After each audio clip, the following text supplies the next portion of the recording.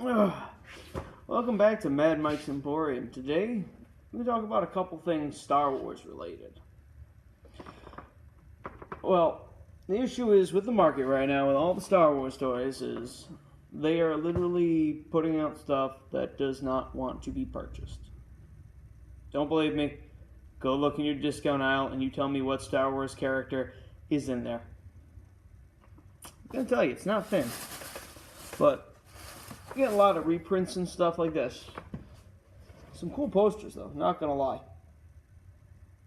Empire Strikes Back action there. But the market's a bit flooded right now. And there's so much stuff out there. And if you're trying to buy to sell online, it's a little difficult to find something a little unique to actually make money on Star Wars wise.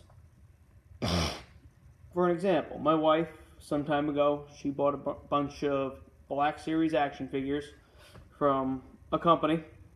Brand new, she was buying cases of them. They weren't moving. No offense, no one wants to pay $25 an action figure unless it is NECA or one of the other brands out of Japan.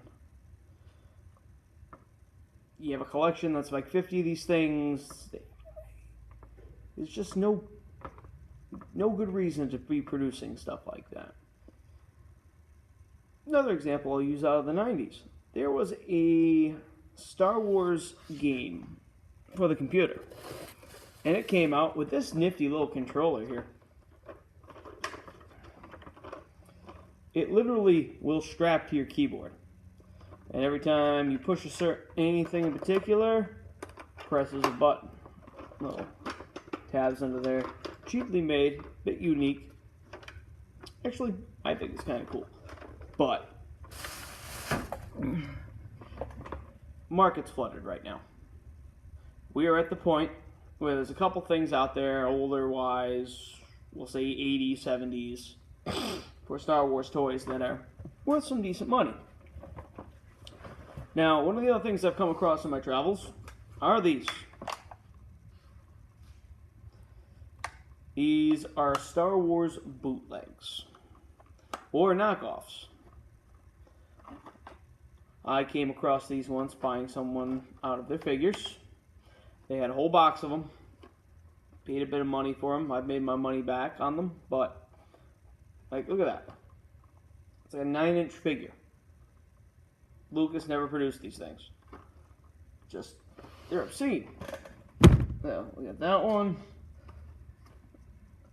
We got Chancellor Palpatine. It's one of the smaller ones. Just see if I can get the camera in there a little bit better, but look how cheap that is. Seriously. Now, even Palpatine, this one's a little better. I don't know if you guys can see that or not. Just look at his face. A little better, not much.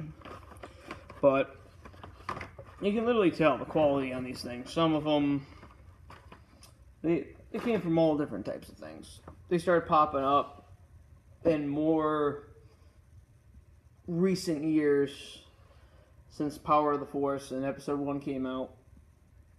And all these Star Wars toys, just the market's been flooded since Power of the Force came out back in the 90s. There's just so much stuff out there.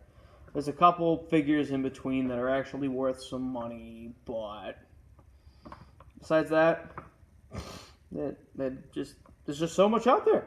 You got so many figures out there on the market right now. I try to stay away from them as much as I can, unless it's something I'm personally looking for, like Kyle Katarn, Shadow Troopers, Dash Render, just even Admiral Thrawn. It's not just obscure stuff like that. And when I buy action figures for myself, I like them out of the package. Why? So that way I can put them on my desk and I can play with them. And I'm not losing if it's a $300 figure. If it is one of those rare $300 figures for Star Wars, you're not going to lose too much money on it. Plus, it's just cool to display on your desk. Besides that, Star Wars toys, I'm going to say probably not the best. Not the best way to go. It sells in the general markets, but what I will say will probably be going up is I was playing Xbox with my son, and I decided to introduce him to the original Star Wars Battlefront, not this new pay-for-play garbage that they've been producing that's high quality and just awful, I've heard. They've destroyed the game. It actually almost turned me off from gaming for all of that. The last time I played the new Battlefront one, it was just awful. I have never been so insulted that someone called that a video game.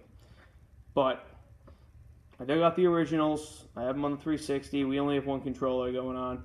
Looking around and let my son play for a few minutes. All of a sudden I look and I'm like, the Xbox One is now back where it's compatible for a couple Star Wars games.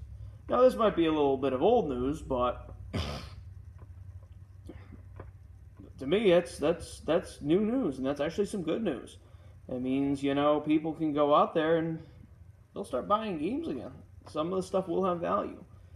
Battlefront 1 and 2 gained some value again when the last one came out because people were just horrified at the quality of the product that EA put out, and, well, they should be. It's garbage.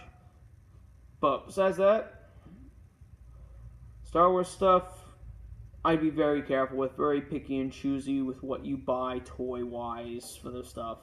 Some of the video games can be worth some money, but a lot of the toys I stay clear of them. Unless I'm posting a huge lot, I'm getting them for dirt cheap, and I'm just moving them. You don't want to be sitting on this stuff. It takes forever to move, and it does not hold too much value. There are, as I said, some pieces that are worth money, but they're starting to get few and far between. Alright, this has been Mad Mike's Emporium. You guys enjoy your day. I'll see you next time.